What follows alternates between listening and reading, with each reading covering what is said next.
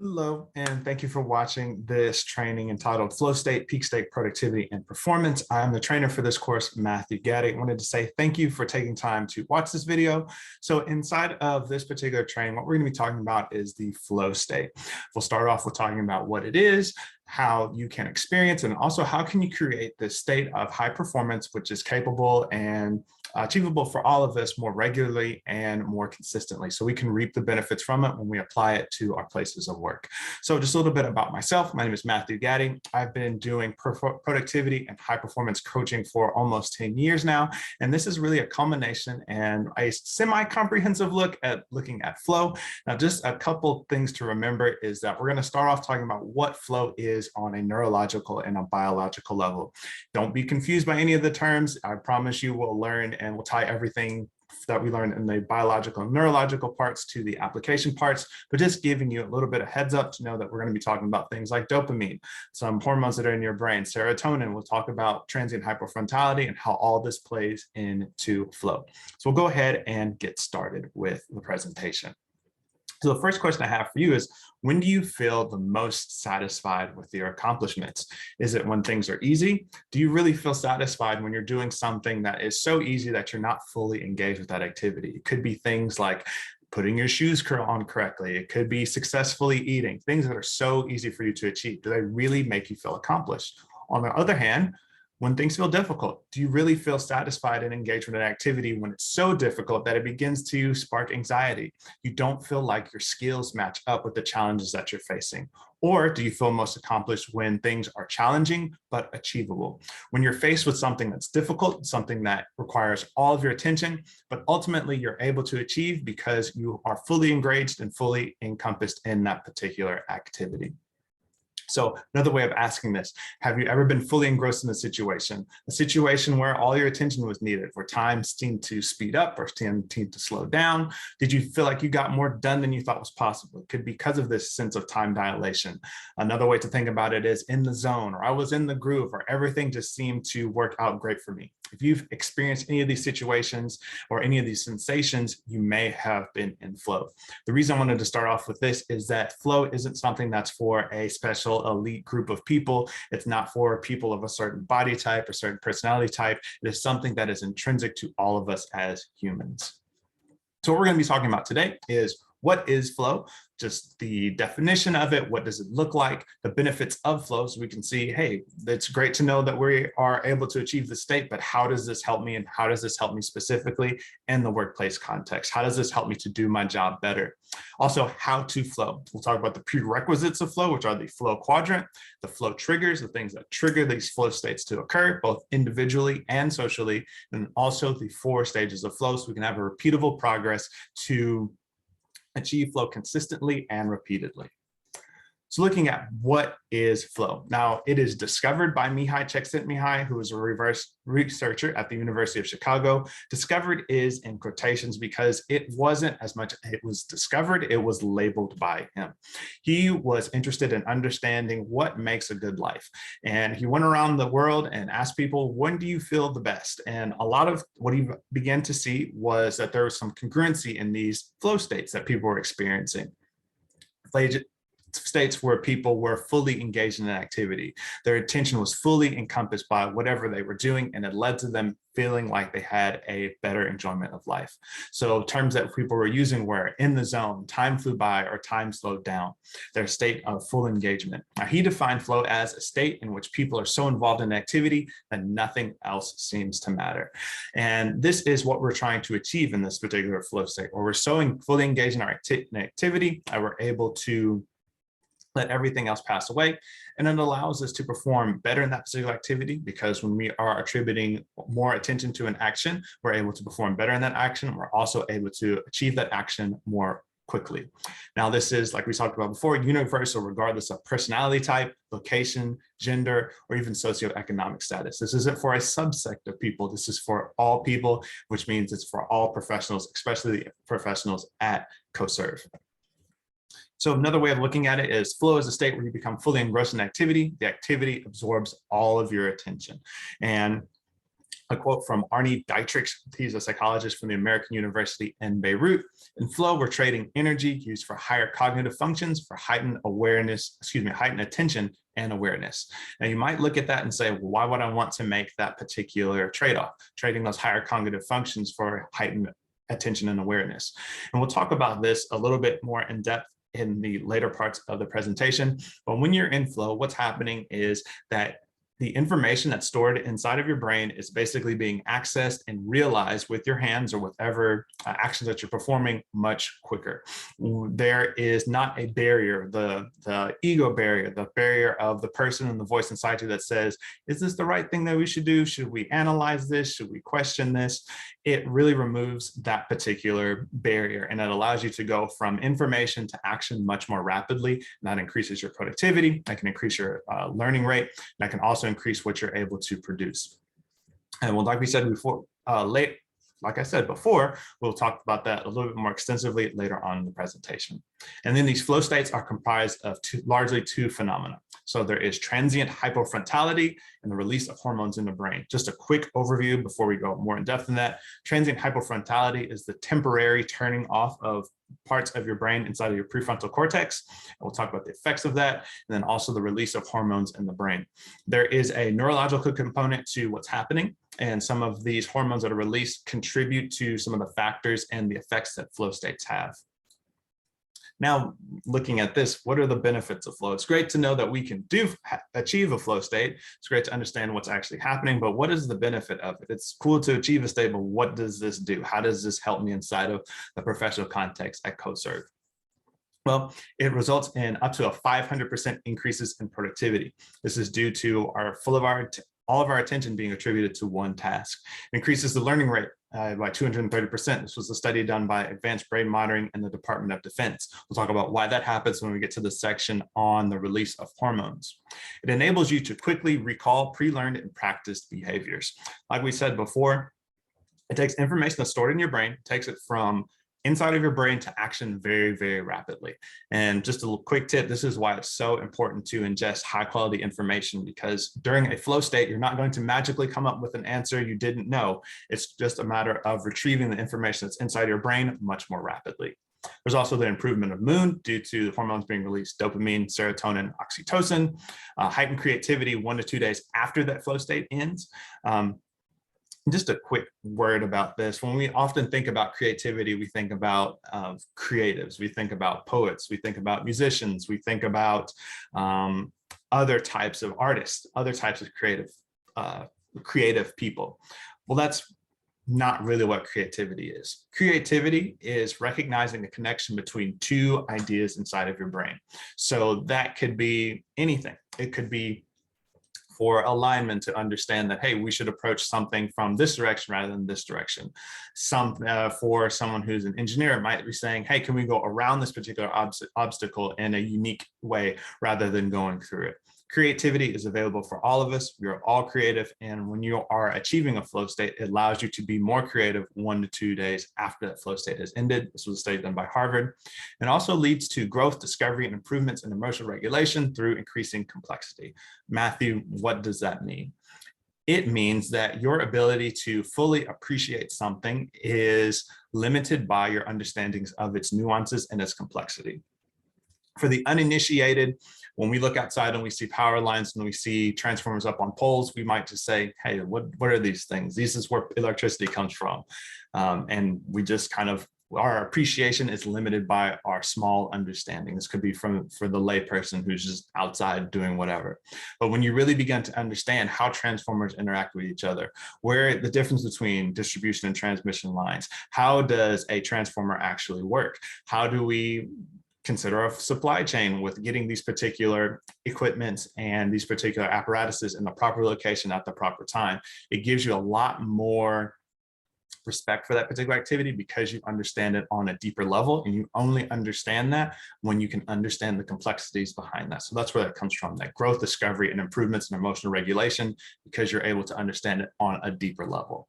It also directly correlates to a positive quality of life, because the more flow states you're having, the release of these hormones allows you to feel in a better mood, and also gives you positive effects after the flow state has ended. Just another way to look at it. On this particular chart, as you can see on the bottom axis, we have our skill level, and on the left-handed axis, we have our challenge level. And think about it this way. When your skill level is low in something and the challenge level is low, it can lead to a sense of apathy. These are just feelings and emotions that happens based upon your skill level and then the challenge level. So low skill, low challenge is apathy. I'm really not engaged in this activity. Thus, my skill level is low in it. I really don't care about it. The challenge isn't hard. It's whatever. I don't care. Now, if we progress up this on the, I'll just use the y-axis, and we keep our skill level low, but our challenge level is now, it's moderate. We can begin to worry. Why? Because our skill in that particular activity is low and the challenge is a little bit higher. We're worried about it. We're wondering, how can I make sure that I'm doing well in this particular activity? Now, if that challenge continues to increase, we go into anxiety. We're worried about that particular activity. How will my preparation in the past affect my performance right now? How will my performance in this particular activity affect my future? Well, if you look on the very upper right-hand corner, you'll see that flow resides when our skill level is high in a particular activity and that activity is highly challenging. These two intersections create the conditions for flow to occur. All of our attention has to be focused on that particular activity because the challenge is high and it's requiring the most of us. So our full attention is needed to match our skill level to that particular task. Now, the two components of flow. We spoke about them before: transient hypofrontality and the release of hormones in the brain. Just a brief overview of these before we get a little bit more in depth on both of these concepts. Transient hypofrontality, like we said before, temporarily shutting down the prefrontal cortex. So when we were achieving a flow state, your brain really isn't operating at 100% at that particular point in time. And you may say, Matthew, if my brain is not working 100%, how can this be a positive state, or why am I not dead? And this is because, one, it's temporary, and two, the parts of the brain that it is turning off. So the prefrontal cortex is the epicenter of your executive functions. So there's things like long-term planning, time management, decision-making, things along those lines. And also your dorsolateral prefrontal right cortex controls our perception of time. You'll see the effects of this when we talk about the time dilation. When you are doing a particular activity in a short amount of time seems like a long amount of time, or a long amount of time seems like a short amount of time. A great way to think about this is like when you were a child and you were outside playing with your friends and the sun starts going down and you're like, oh my goodness, I've been outside all day long. It feels like we've only been outside for 5 minutes because I'm enjoying this particular activity. Those are some of the effects of that, because children actually achieve flow states a lot more readily than adults do, just because of they intrinsically understand what's happening and how to achieve these states more than an adult would. Also, we have the release of hormones in our brain. So our hormones such as serotonin, which helps with regulate our mood, and it's also called the happiness hormone.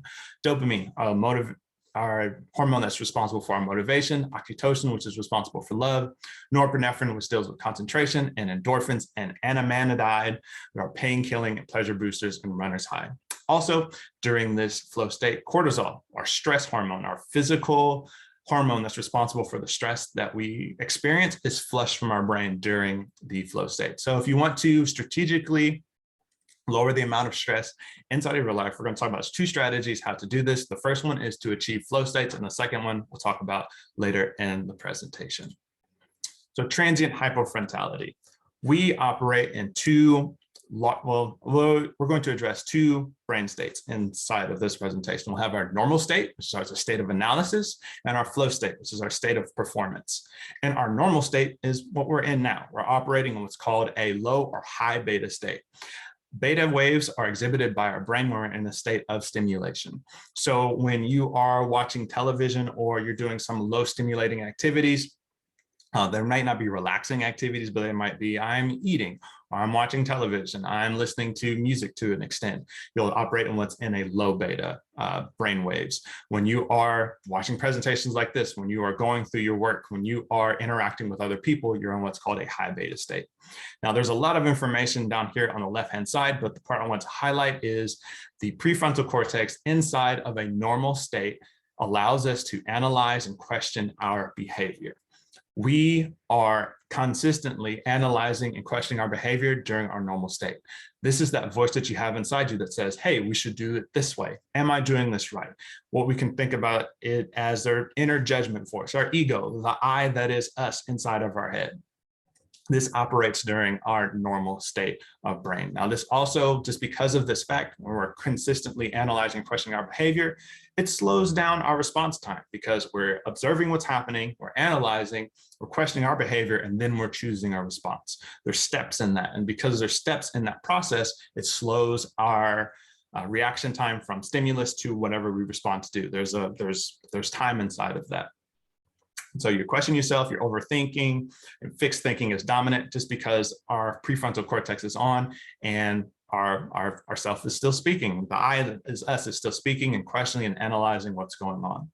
Now, inside of the flow state, as you can see on the right side, it's our state of performance. Our prefrontal cortex is powering down. It's not operating at full capacity. And because the prefrontal cortex is not working, that means the thought questioning, the analyzation and questioning part of our brain is not operating as well. What does this mean? It means that when your brain sees a stimulus, something's happening, it goes and it grabs a response. And this is why it's important to ingest high quality information regularly. And it immediately places that particular response into action. So there's no questioning time period. There's no analyzation. It sees a stimulus, it grabs its first answer, and it puts it into action through our bodies. And this is where we get into our flow state. The self, the questioning, the analytical part of ourselves begins to quiet, and we begin to react to things a lot more rapidly. This leads to quick reactions and improved creativity and productivity.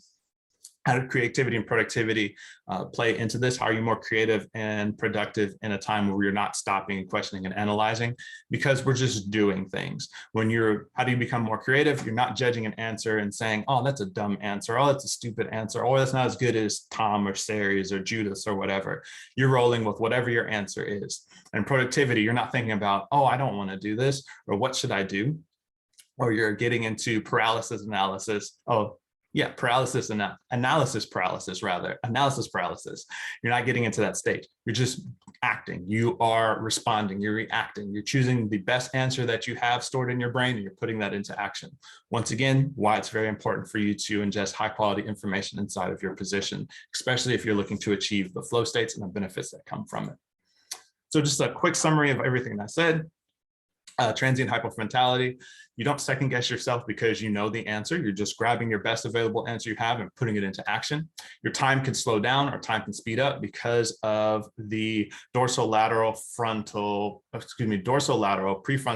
prefrontal cortex is operating, and it's not operating. And that's the part of our brain that's responsible with our time perception. So it may seem like we get a lot done in what seemed like a small amount of time, or we felt like time slowed down. That is due to the effect that a flow state has on your brain. We have quicker response times and solutions, and it also helps us to remove anxiety. Why does that happen? Anxiety exists in the future or in the past. In the present, right now, anxiety doesn't exist. Think about it this way. Anxiety, looking backward, is how are my past actions going to affect me in the future?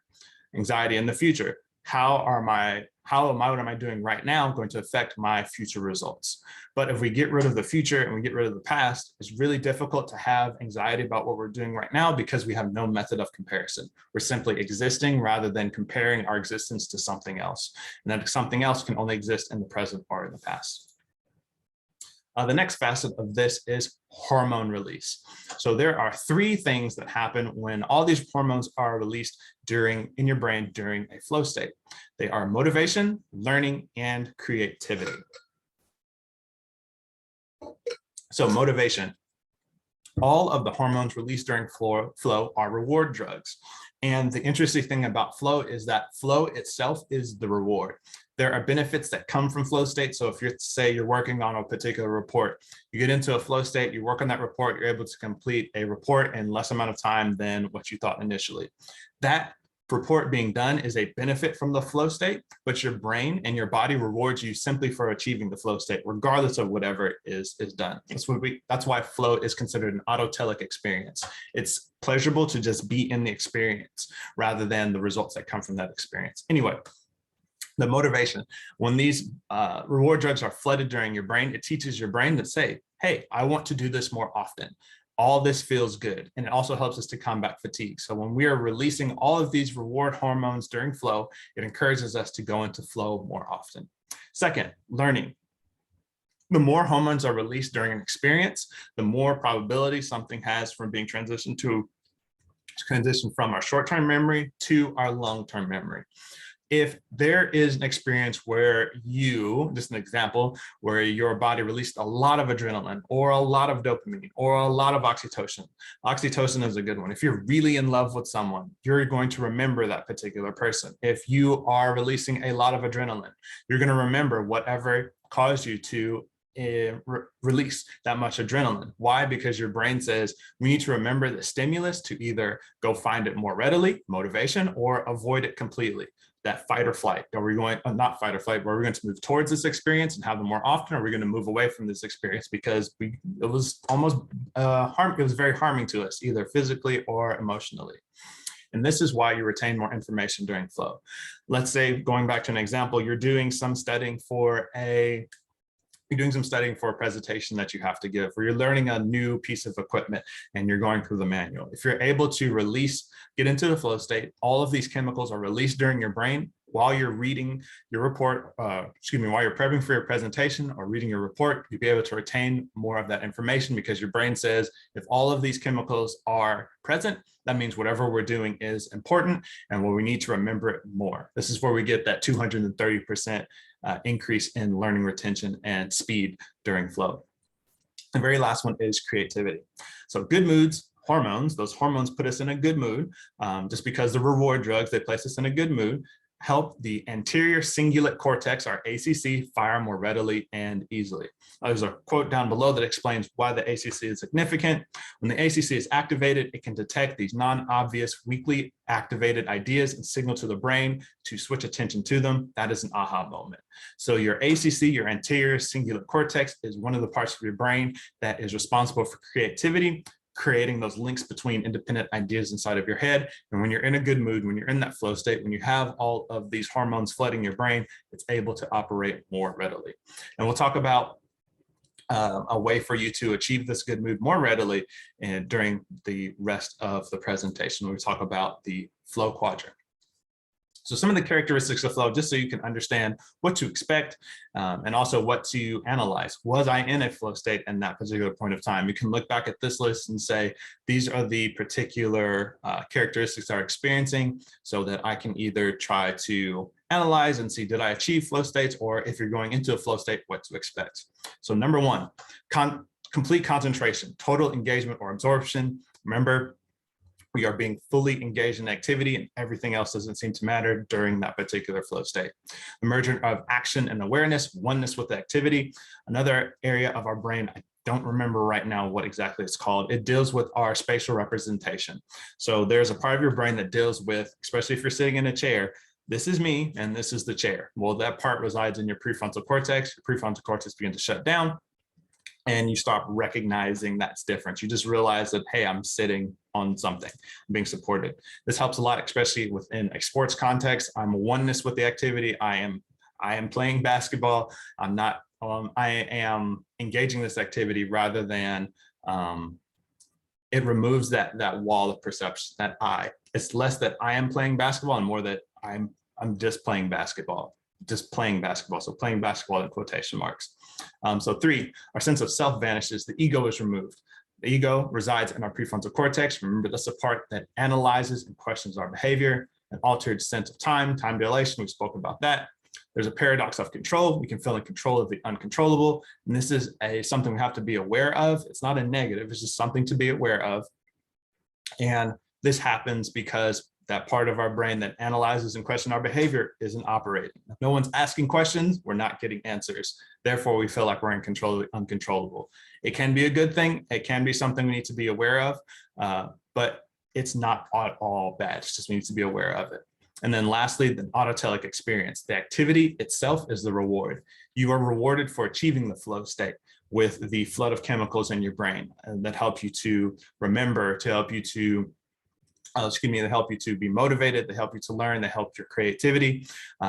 The results from that flow state, whatever you're working on, is just another benefit to it, but you'll feel the reward strictly from the flow state itself.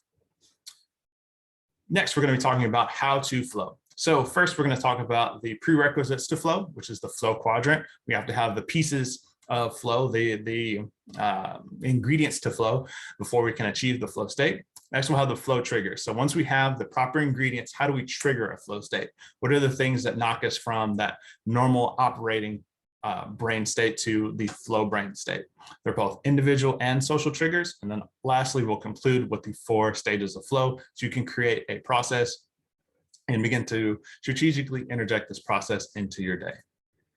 So flow prerequisites. Flow is a very, very energy intensive state. So we need to make sure that we are taking care of ourselves, to make sure that we have enough of the materials that flow needs to be successful, to be realized in our lives each and every day if we want to achieve that flow state.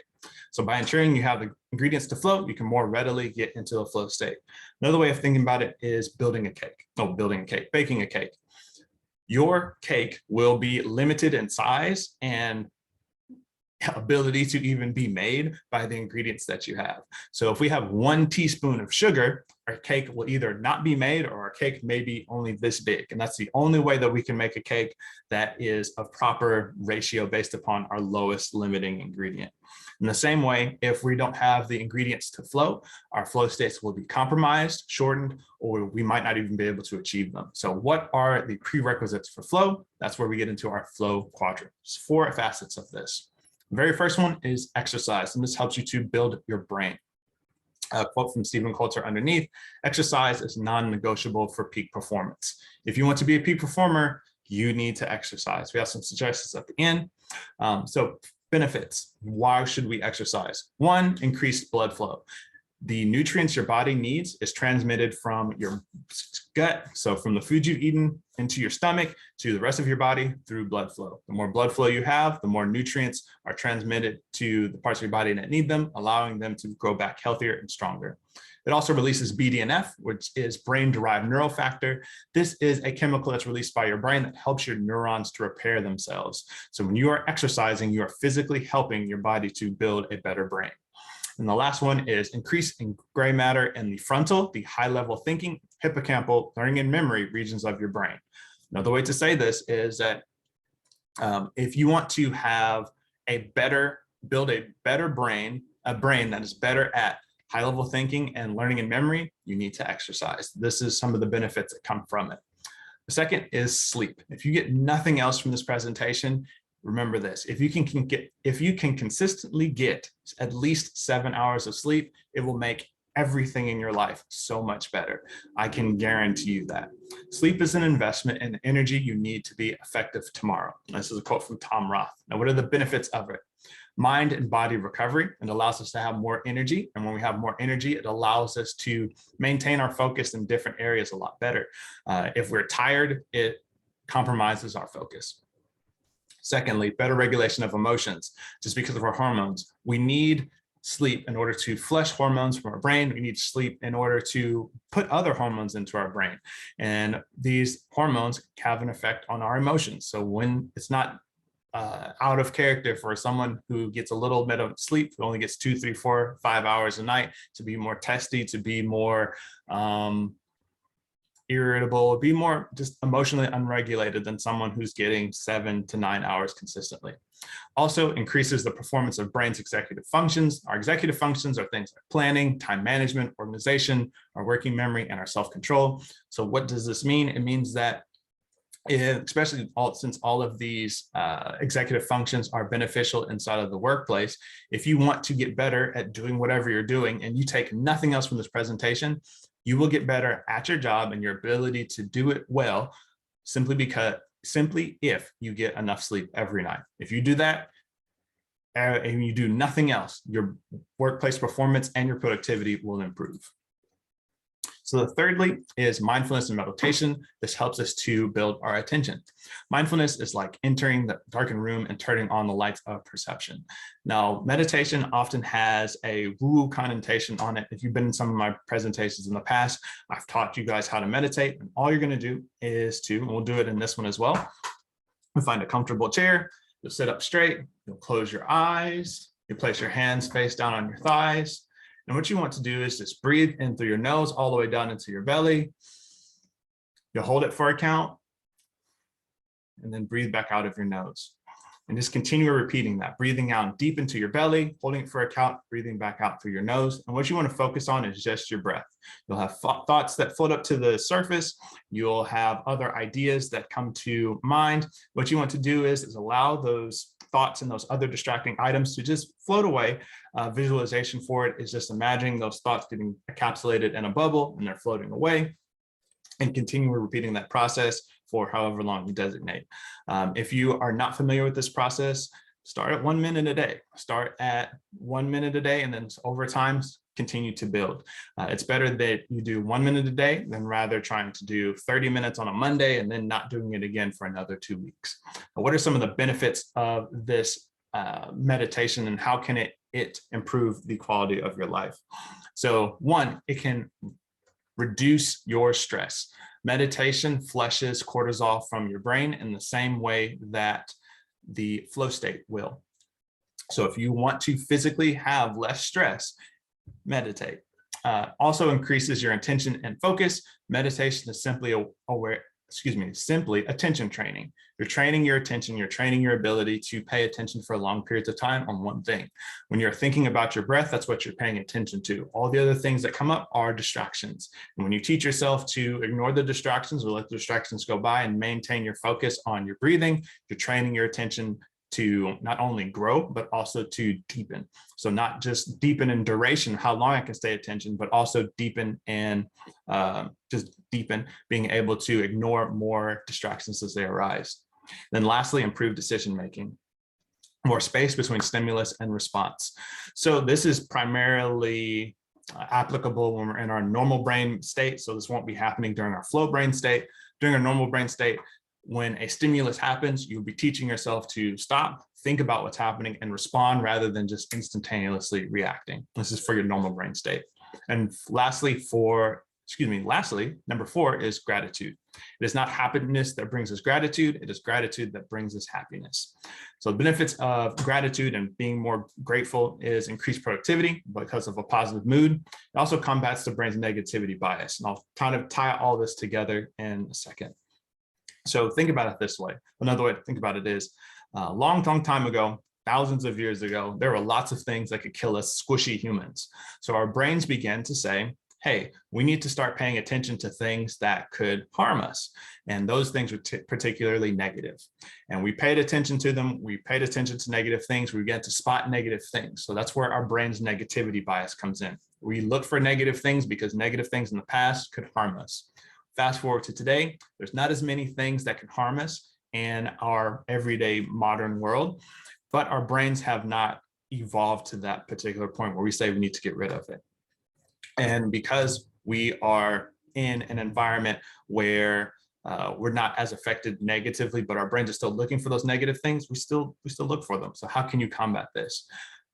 The way we combat through this is through our gratitude practice. When you are grateful for things, you tell your brain, hey, gratitude is something that's important to me. And when you signify to your brain by either writing something down or creating some sort of routine around being more grateful, your brain says, this is important to Matthew. I'm going to look for more things to be grateful for in our regular day life. This is because of our reticular activation system.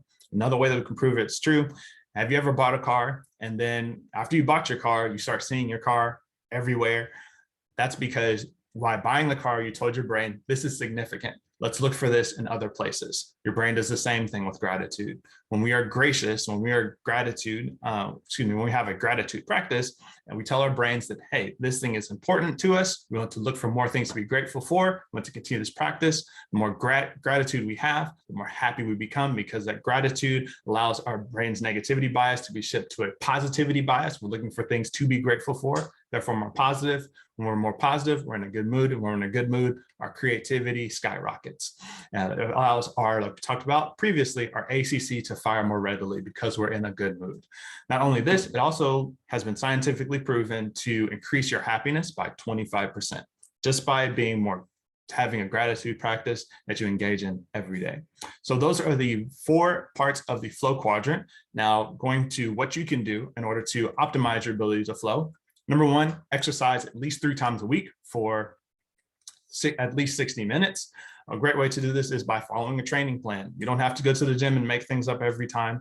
You can follow a training plan or get a workout buddy or a trainer, things that can hold you accountable so that you're not doing it all by yourself. They can help guide you and help you out while you go through your training process. Second, 7 hours per night minimum. So get sleep for 7 hours per night minimum rather. So a way to do this is to set a sleep alarm and turn off the TV. If you set a sleep alarm and say, hey, I know that in order to get 7 hours of sleep, I need to be in bed by 9 or 10 or 11. Set an alarm for an hour before when you need to be in sleep. That way you can say, hey, my alarm went off. I need to start preparing for sleep. I might that might mean I need to turn the TV off. I might need to take a shower. I might need to prep my lunch for tomorrow, whatever it may be. It's a great reminder to start your nighttime activities, your prep activities, your pre-sleep activities, rather than just getting to them as you get to them. 3, meditation sessions. You can start off with 1 minute a day and build to 13 minutes a day.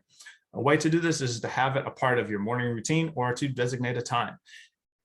It'll be easier to do in the morning because it's in the morning, it's done. You can control your mornings a lot more than you can control the middle of your day, or you can designate it around a time that you have consistently every day. So if the last part of your lunch activity after you finish eating lunches, I'm going to meditate for 2 minutes. Or when I get home and I pull into the driveway, I'm going to meditate for 4 minutes, whatever it may be. Putting them as a part of a routine around something that you already are doing consistently. Number 4, gratitude journal, 10 things you're grateful for daily. You can do this on your phone. And in fact, what I want you to do is, just because this is virtual doesn't mean there's not exercises, a gratitude exercise. So I encourage you all to pause right here, pull out your phone, go to your notes app. I have mine right here. Pull out your notes app and write down simply 10 things that you're grateful for. And not only will this allow you to become to get in a better mood, it helps you to combat your brain's negativity bias. It will make you 25% more happier and also make you more creative.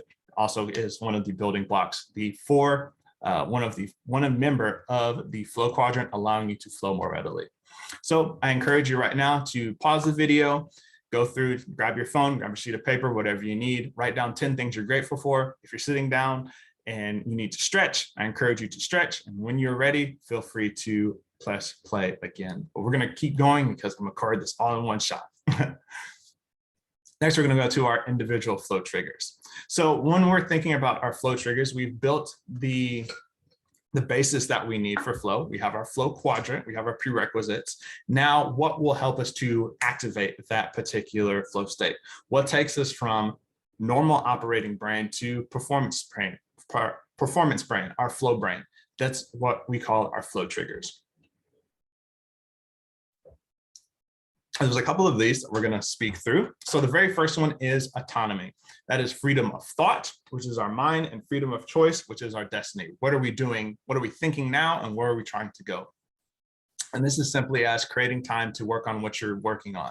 So for managers or for other employees, designating part of your week to say, for this 30 minutes, for this hour, I'm going to work on something that I feel is beneficial to the company that is self-directed.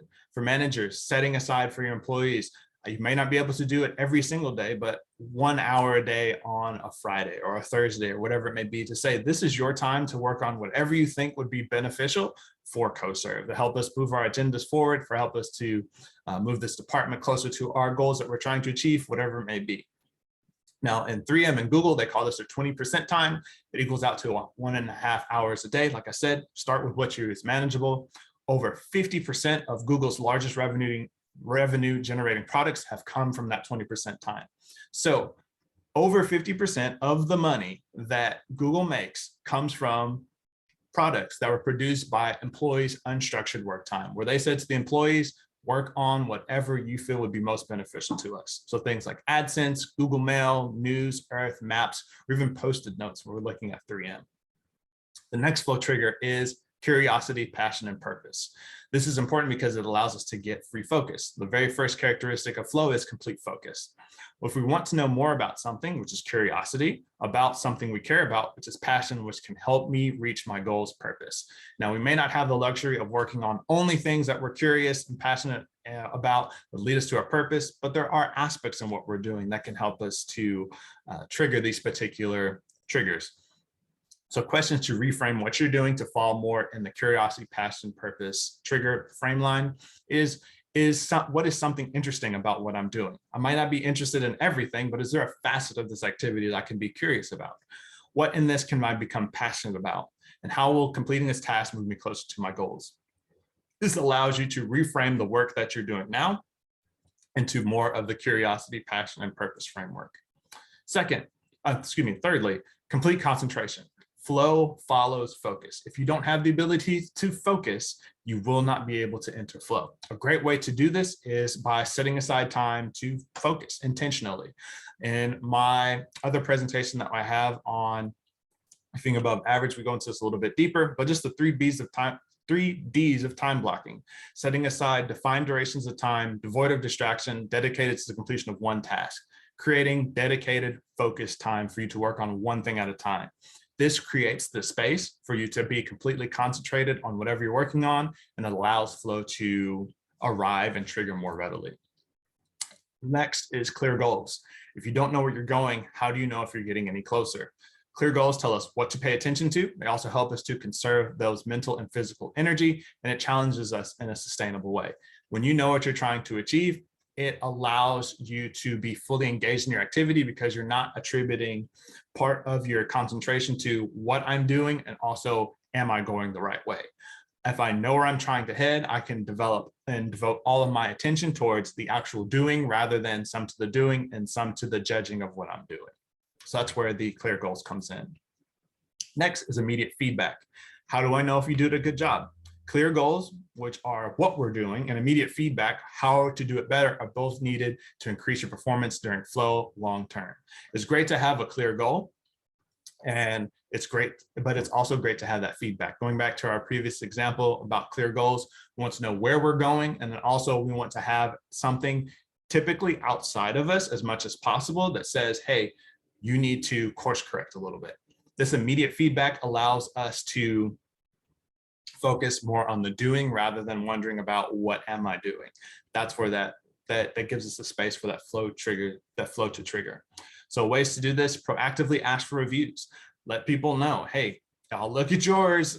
Can you look at this at the end of the week? I'll look at your presentation on this particular day. Also build feedback loops around weaknesses. So for me personally, this might look like putting emails through Grammarly. If I put in every email through Grammarly before I send it, every email I write goes through Grammarly. It's a feedback loop around that. I don't have to worry about what to do with this one or what not to do with this one. I do everyone the exact same way. And lastly, using a daily performance tracker. It could be very simple. It could just be a sheet of paper. It says, did I do the things that I need to do today in order to be successful? That's all that is. Next is deep embodiment. The more senses involved while learning, the higher focus we have to keep and the greater chance we remember it long term. It is very intrinsic for us to understand that if we want to do well at something, we need to pay attention to it. The more attention we can pay into something increases our performance in it. So if we're not just reading something, but we're also engaged in it and we're also listening to it and we're also thinking about it, it deepens our embodiment in that particular activity. It increases actually maximizes our performance in that particular activity, and it encourages us to remember something a lot more deeply because of the amount of senses and the amount of our body that's engaged in that activity. So how to focus and remember more at work: share your work with others and explain it. Learn by doing as much as possible, designating time to learn so you can be fully embodied in learning and not have to worry about, oh, I'm trying to learn and do X, Y, Z. And also work distraction free. Those are all great ways for you to more deeply embody what you're doing, also increasing your focus and your concentration. These next two are pretty interesting. So high consequences. looking at failure as a positive. Failure is a positive because it allows you to push your abilities to admit to the limit, and the potential of failure forces you to focus.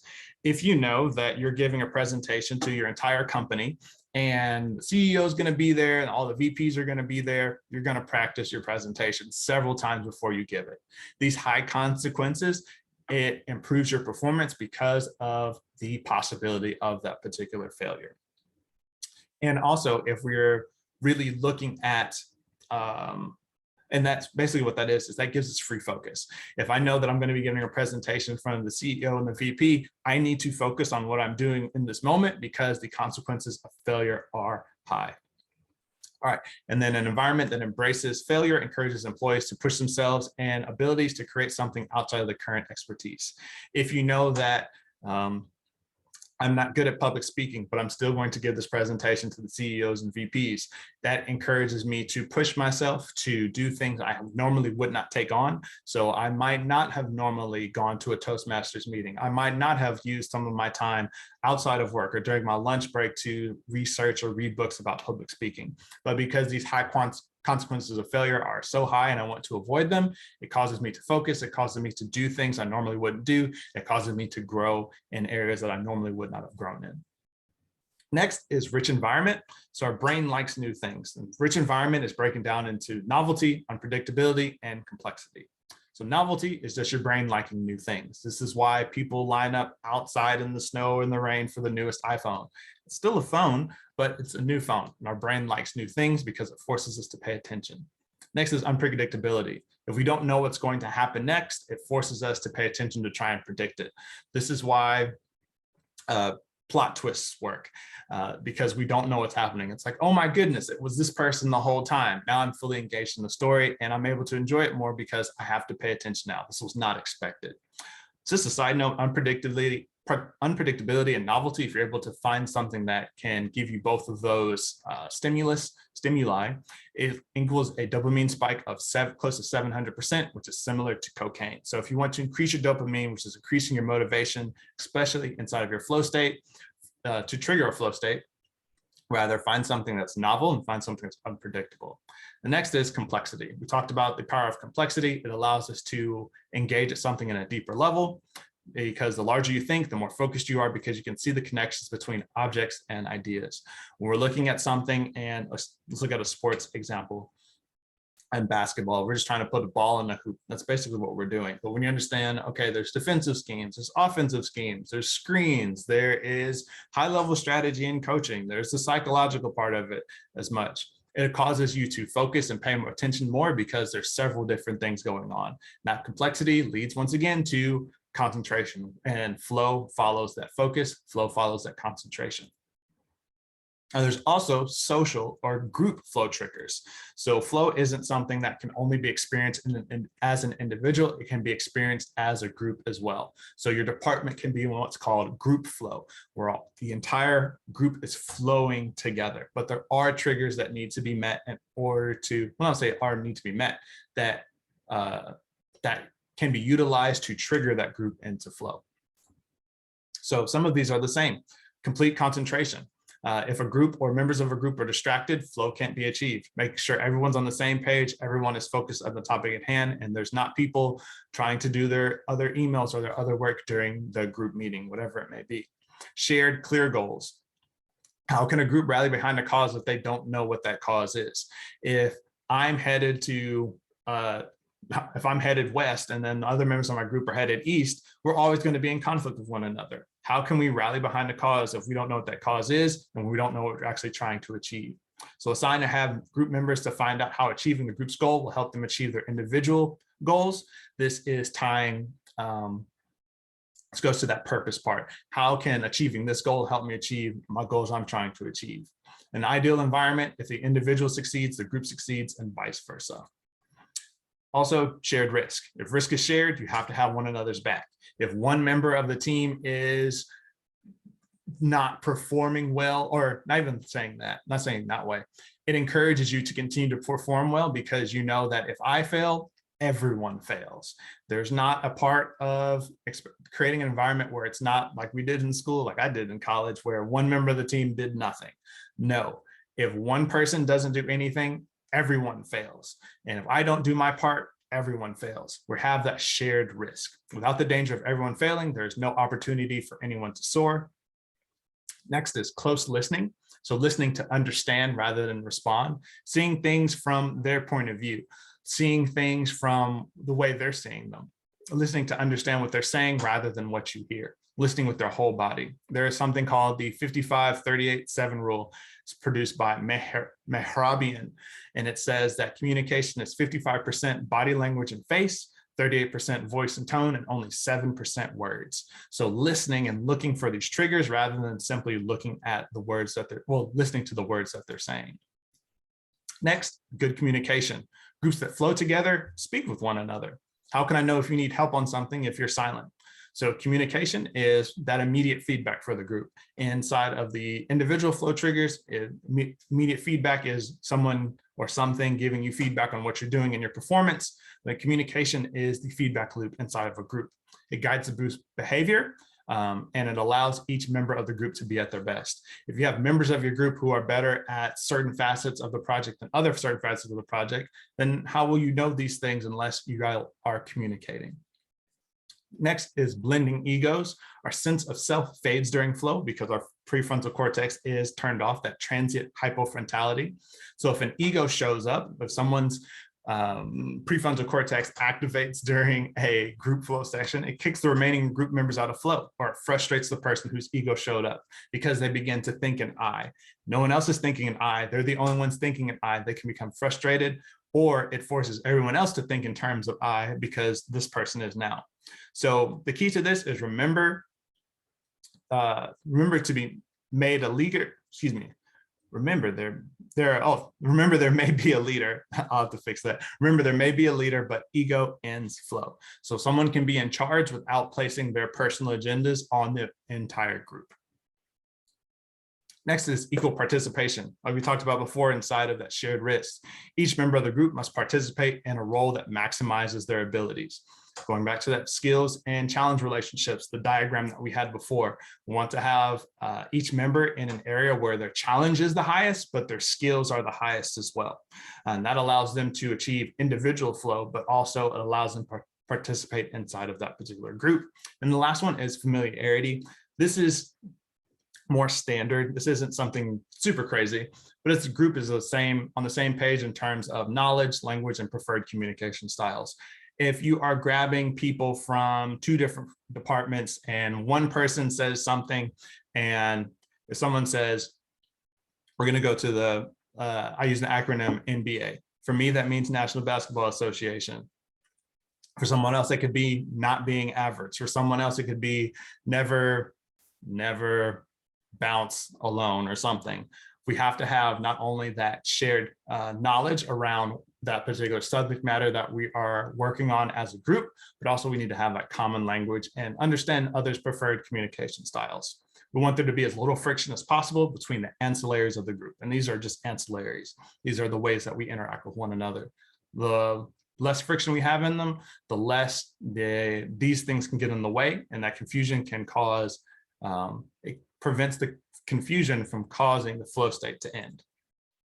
And the last two, sense of control. A sense of control combines autonomy, being free to do what you want, with competence, being good at what you do. So a sense of control is choosing what you're doing, and then also being good at that thing that you've chose. So it's placing people in the best place for them to succeed. And then lastly, always say yes. So always say yes does not mean accepting every suggestion, but it means exploring every option. Because even in an option that may be a no, there may be a facet of that option that can be beneficial to the project at large. We never would have found that benefit inside of the no suggestion if we just immediately say no and disregard it.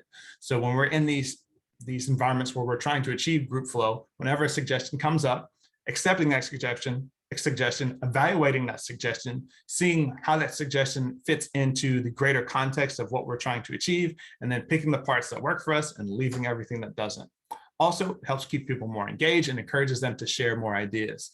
Because I don't know about you guys, but if you get shot down with a no too quickly or you feel like it was too quickly, it's very difficult for you to share that idea again because they're not even considering what I'm doing. I'm just going to shoot it down. So you taking yes doesn't mean trying every option. It means finding the good in each suggestion. So once again, we've gotten through this section. If you are sitting down and you need a stretch break, we're going to take a second here. Go ahead and take your stretch break and we'll be right back. So hope that was a good stretch break for you. I need to take a little one myself. There we go. And the last section of this presentation are the 4 stages of flow. We wanted to create a process for you all that allows you to strategically interject flow states into your day. I don't want this to be a random thing. I don't want this to be something that you achieve and you don't know what happened and you're not able to repeat it. I want you all to have a framework to say, if I want to achieve a flow state, I need to do these particular activities, add these triggers in, and I can guarantee that I can create the conditions for flow to arise. And that's the goal of this the presentation and also this section. So the stages of flow. Thing you have to remember is that flow is not a switch, it is a process. It's not something where we say, oh, I'm going to go into flow and we just go in a room and we're in flow. There's processes to it. Now we have the four flow prerequisites, the flow quadrant, which is our sleep, our gratitude, our mindfulness, and our exercise. So without these, your ability to enter flow will be compromised or impossible. Excuse me. And there are 4 stages to the flow cycle. There are 2 pre-flow stages, so 2 things that you need to do before you can achieve flow. There is the flow state stage, and then there is 1 post-flow stage. This was discovered by Harvard cardiologist Herbert Benson. And when we understand that there are 4 stages to this, it allows us to better plan our days and structure our weeks around creating time to do these stages so that we can achieve these flow states. Like I said before, it makes flow consistent and repeatable. So the first stage is struggle. Optimal performance begins with maximum frustration, frustration by design. We want to, inside of the struggle phase, overload our brains with information pertaining to whatever we're trying to flow on. So for some people, if you're learning to flow on an equipment install, flooding your brain with information about the current status of that equipment, or if you need to look at any reference manuals, whatever you might need to look at in order to help you with this particular install. If you are doing a standards design, flooding your brain with information about the ANSI standards or the NEC or NESC standards or guidelines about that particular project. Flooding your brain for that information because that helps our brains transition that information from our conscious to our subconscious brain. Our conscious brain is our prefrontal cortex. That's where our conscious brain is, the I that we think. A subconscious brain is just like a repository of all the information that we have. We overload our brain with that information. It signals to our brain, hey, this is a lot of information. Let's transition some of this from where we're thinking about it to the back of our brain.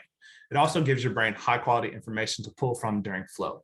Because remember, during flow, we're not finding magical answers. We're finding the best available answer we have inside of our subconscious, and we are putting it into action very, very quickly.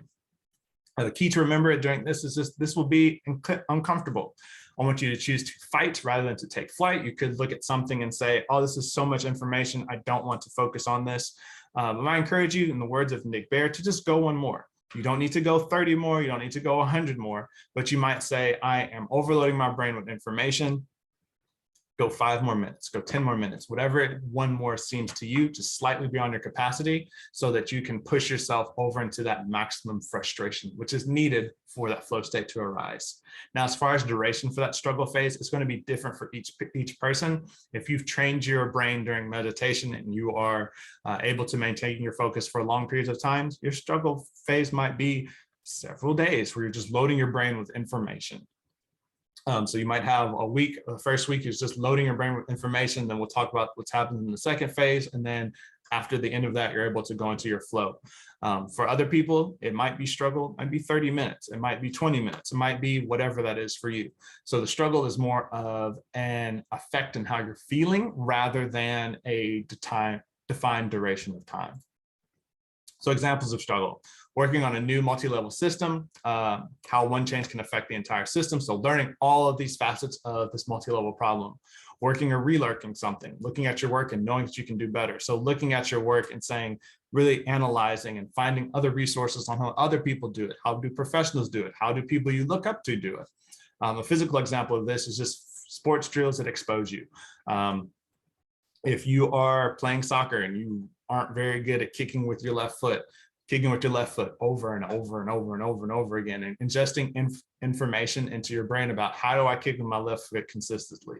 How does Messi kick with his left foot? How does Ronaldo kick with his left foot? Whatever it may be, just putting all this information into your brain. And during this stage, it's going to be difficult. You might feel like, oh my gosh, I don't know anything about this. And this is perfectly normal. So a quote down here on the right-hand side. And this is something that I just remind myself all the time and also remind my kids. Sucking at something is the first step towards being sort of good at something. So this is a normal part of the process. Don't feel defeated if you feel like you don't know, if you know less after learning than you did when you started learning. Now, the second phase is the release. This is where we step away from the problem, and it helps our brain transition that information from our conscious brain to our subconscious brain to being processed by our subconscious brain. So the struggle phase was more about that transitioning. Rather, let me say that again. The first stage, the struggle phase, was about transitioning information from your conscious brain to your subconscious brain. The release phase is about processing that information inside of your subconscious brain. This is where you are ruminating about things. This is where you're thinking about things in the background, not actively thinking about it. I'm passively thinking about it. It's not outside of my brain. I haven't forgotten about it. It's just in the back somewhere. So the release phase, it creates an incubation period, which creates an environment for eureka. So just thinking about eureka, and a quick side note about why eureka is important. Archimedes was a philosopher in Greece. He was the first person to say eureka. And he was thinking about, hey, how can we measure or weigh boats? And these large boats were being developed. They were inside of a harbor, but we didn't know how much do these boats weigh. Archimedes is going through a struggle phase. He's looking at these boats. He's analyzing these boats. He's saying, this is so much that's going on. We're not going to weigh each piece of the boat. We're not going to weigh everything that's on the inside of the boat, the people, the cargo. That's just not feasible to do. How can we quickly identify how much this boat weighs? This boat was inside of a harbor. So he's struggling with this phase. He does his release stage. He goes home and he's in the bathtub. And while he's in the bathtub, he sits in and the water level rises as he gets inside of the bathtub. And he thinks, oh my goodness, I can relate this to the weight of the boats. If I can find a ratio that says for X amount of pounds, the water line rises X amount of inches, I can use that information to calculate how heavy a boat is inside of an enclosed area. And that's when he said eureka. But he could only get to eureka after he had stepped away from the problem. He wasn't actively thinking about it anymore. He was subconsciously processing it. His transitions problems, the release phase, transitions problems from slowing in the conscious brain, which is our conscious brain, our thinking brain, to our subconscious brain. Think about when insights typically happen instantly. I knew something, I thought about something, and it triggered an idea in my head. It came immediately. Now, our conscious brain is about problem solving. When you think about problem solving, we're thinking about just doing math accurately. Insight versus math problem. Insight is much faster than math problem is. Also, accompanying this with a low intensity exercise works best. It just helps you to process that information a little bit better. So things to remember during your release phase: don't exhaust yourself in activity. The movement is there to stimulate rather than to exhaust you. So high intensity exercise, not the best thing for this. Think about walking or jogging or cycling at an easy pace, or my mother picking weeds. She goes out in the yard and picks weeds, and that's how she thinks about things. So TV, email, and phone calls will prevent this from happening optimally. This is because our release phase is best done in what's called an alpha brainwave state. And when we are in TV, emails, and phone calls, those cause our brains to trigger a beta wave state. So these activities will prevent your brains from relaxing because those are stimulating activities. Now, if you're in a high stress situation where breaks can't be taken, you trust your training. You might even just take a single breath. So if you're in a situation where I can't take 5 minutes away, step back from the problem. You might take a deep breath and then remember to trust your training during that particular time. Also, the MacGyver method. So MacGyver, for those of you that don't know, was a TV character who used regular, random, everyday objects to do wild and extraordinary things. What does that mean? You might have taken a ballpoint pen like this and used the ballpoint pen along with a candle and a flashlight to make, I don't know, a radar or a cell phone or something. He used random things like that to create completely unique solutions. Well, the thing is that someone had to write the show MacGyver, and that guy was Lee Zoltloff. He was a creator. This is his MacGyver method for finding out how can I take these random bits and pieces that are around me and create a story where MacGyver uses these things to realistically, believably, it might not be something I can replicate, but it has to be within the realm of possibilities to make something new. So this is his process, and he called it the MacGyver method. So the first thing is problem identification. We want to define exactly the problem we're trying to solve and write it down if possible. This is our clear goals when we go back to our individual and group flow triggers. Our incubation period, this is our release. Take a break, get away from the activity, 30 minutes to a half a day, and including low stimulation activities. Remember, they're there to stimulate they are there to stimulate, not exhaust. So not exhaust, they're to stimulate. And then free writing. So you start writing about anything. The answers or different ways to find them will appear. So taking that inside of a workplace context, defining what exactly are we trying to solve? What exactly a problem are we trying to solve? What are we trying to do? Taking a break away from that problem. So a great way to do this is lunch. Taking some time before my lunch period begins, I wrote down exactly what I'm trying to achieve. Incubation, I'm going to just eat my lunch and just think. I'm not going to get on my phone. I'm going to eat my lunch. I'm going to enjoy my lunch. And then free writing. After my lunch period is over, I just started writing. And as I start writing, your subconscious brain will start triggering ideas inside of your head, and you can utilize a pen and a paper to capture those ideas.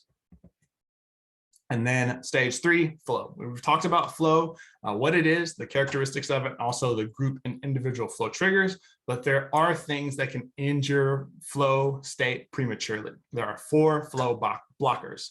So number 1 is distractions. They compromise our focus. If flow follows focus, if our focus is compromised, our flow state will be compromised as well. So taking time to eliminate as many distractions in advance is something that will be beneficial to you. Utilizing those 3 Ds of time blocking for a defined period of time that is devoid of distraction, making sure that environment of time is devoid of distractions for the duration of that particular time, because it may not be realistic for you to say, I'm going to flow for 8 hours today, but can you create an hour of distraction-free focus time? Can you write 2 hours of distraction-free focus time? If you could place those on your calendar, when other people try and find you, they can't find you. They understand, hey, they'll be free at this particular time rather than this person's just not available. Next is negative thinking. A good mood makes it easier to make connections between ideas. We said before, changing our brain's negativity bias more positive. So a cool thing about this is when our brains have a strong negativity bias, we focus on what is, we focus on reality more than we think about what is possible. We think of what is creative. So if you are looking for ways to be more real and find more information about what's actually happening without worrying about the future or things you can't change, think more negative. So that's one way to do that. Number 3, mental and physical fatigue. Remember, flow is energy intensive. You will use up your flow resources quickly if you don't have enough. So this is why it's important to follow those parts of the flow quadrant. Getting enough sleep so that our bodies can be recharged. Getting enough exercise so our brains can be build back better. Gratitude to combat our brain's negativity bias, like we talked about in number 2, and then mindfulness to build our ability to pay attention. And number 4 is lack of preparation. We need to make sure that our skills are able to meet the challenges that we're facing. If our challenges are too great and our skills are too low, it places it in a state of anxiety rather than in a state of flow. So if we are finding that, if you're finding that I'm getting anxiety from this particular work, I'm not able to achieve flow because I feel like I'm not prepared, spend some time learning how to do that activity well, rather than trying to get into that flow state and address this larger activity than you're prepared to achieve. Because remember, during a flow state, we're not creating magical new answers. We're just pulling answers that we have inside of our brain and we're putting them into action much more rapidly. So some cautions about flow. So some things to pay attention to. It's best used for activities that are just outside your comfort zone. Great way to think about it is 104%. So something slightly beyond what you're currently capable now. Don't try and go to 120% or 130% or 300% or 500%. Don't do that. It's just slightly beyond what's you're currently able to achieve. For example, to flow on a math sheet, you need to know how to add, subtract, multiply, and divide. You need to have the basic fundamentals of what we're trying to achieve. To focus on to flow on specifications design, you need to know regulations requirements. You can utilize the loading phase for this. Builds on skills that you have learned, but won't magically make them appear. So because of transient, next one is because of transient hypofrontality, it's best not used for long-term planning or logical decision-making. This is best for doing rather than for thinking and analysis. So flow is for doing. The regular brain state is for thinking and analysis. Your mistakes won't feel like mistakes in flow. Why? Because that judgmental, analyzation, and questioning behaviors parts of our brain, the prefrontal cortex, is not working. So it's always great to check your work after your flow state. For example, the flow process, the math process was right, but the addition might be incorrect, whatever it may be. And then the last stage, the most important stage actually of the flow stage, stages of flow, is recovery. Flow is not permanent. Do not try and flow continuously. It will not be, you won't be able to do it. You have to have time for recovery. So recovery, according to concepts to remember in recovery, is just garbage in, garbage out. If you are not taking care of your flow quadrant, if you're not taking care of your nutrition, your sleep, your exercise, and your focus, it's going to impede your ability to recover and achieve that flow state again in the future. So question, how are you treating your body? What is one thing that if you added, what is one thing would have the most positive impact to your energy if you added it to your life or if you removed it from your life? If you focus on these two things, adding the most important thing to add and subtracting the most important thing to subtract, your ability and your energy will skyrocket because you're taking out these big cornerstones rather than trying to do 100 million smaller things. Another concept to remember inside of recovery is active recovery. Low intensity movement is better than no movement. So if we are thinking about this inside of a physical context, going to the gym is great. Recovery is, you will recover better if you spend your recovery time walking than if you do just sitting still. Not only because it also helps your brain to recover because your brain is the muscle as well. So low intensity activities helps your brain to recover and a better capacity rather than no recovery at all. So there's a quote from Mary Johnson at Polar. Science has suggested that actively moving at a low level the day after a harder intensity effort stimulates blood flow and pushes lactate and other waste away from the muscles, helping accelerate recovery. Your brain is a muscle. Same principle applies to this. You could do it the next day. You could do it right after. Here are some suggestions for recovery as well that you can do inside at work. So things like walking around your office, walking around your building. If you are in a place, probably not at the CoServe in Corinth, but walking around the neighborhood. If you have a downtown office, walking around downtown, stretching, doing yoga, foam rolling, or just any type of gentle, steady state movement, all help you to recover, all helps to get that blood flowing, helps you to flush out that lactate and any of the other waste particles produced by your brain. During that flow state, gets that cortisol moving and also increases that blood flow, getting nutrients where it needs to get to. So putting all this together, what a flow-based schedule might look like. So the previous night, so remember our days start the night before. We want to make sure that we're getting 7 to 8 hours of sleep. Start off from there. We've achieved that part of the flow quadrant. 7 a.m., wake up, get ready, gratitude and mindfulness practice as a part of your morning routine. We've accomplished 3 facets of our flow quadrant. 8 a.m., set our goals for the day, eliminate distractions from our workstation. 8:30, we set up time for us to struggle. We are loading information in our brain. Let me go back to the 8 a.m. one. We're eliminating distractions from our workplace because distractions are one of those flow blockers. We go to those distractions in advance, whatever they may be, that allow us to go into flow and maintain that flow for a longer period of time. Going back to 8:30, stage 1, struggle, loading information, transitioning information from your conscious thinking brain to your subconscious brain. 9 a.m., stage 2, release. Could be a bathroom break and a quick walk. Doesn't have to be anything crazy. It's just a matter of creating some space and a low impact, low intensity activity to help us to process that information that's inside of our subconscious now.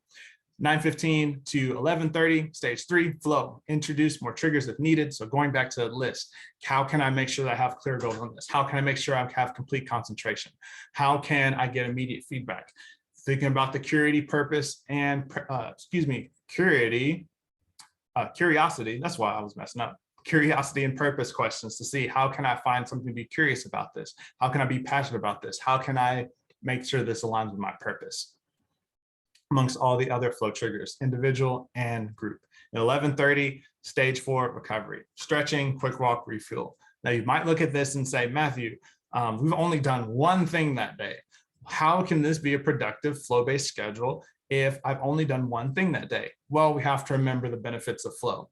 If during this 9:15 to 11:30 30 a.m. period, you're experiencing 500% increase in productivity, a 230% increase in your learning retention, and increased creativity while also feeling better, while also increasing your quality of life, would that be worth it to you to do 1 time a week, 2 times a week, 3 times a week? Not saying this needs to be your schedule each and every day, because I understand that may not be realistic for all of you, but for 1 day a week, could you create a schedule or adopt a schedule that's based around you getting into flow and performing well?